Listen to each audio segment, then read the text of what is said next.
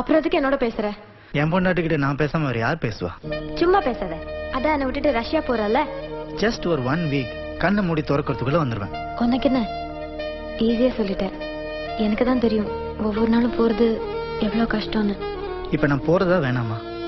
இஷ்டம். சரி, நான் வராம போயிட்டா நீ என்ன பண்ணுவ?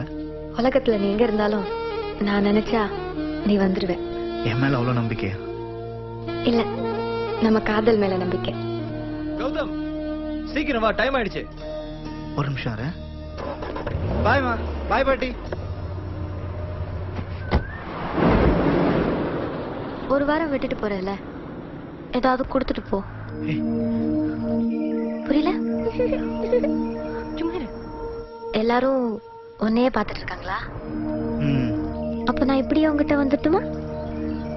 வரியா? பக்கத்துல தான் இருக்கேன்.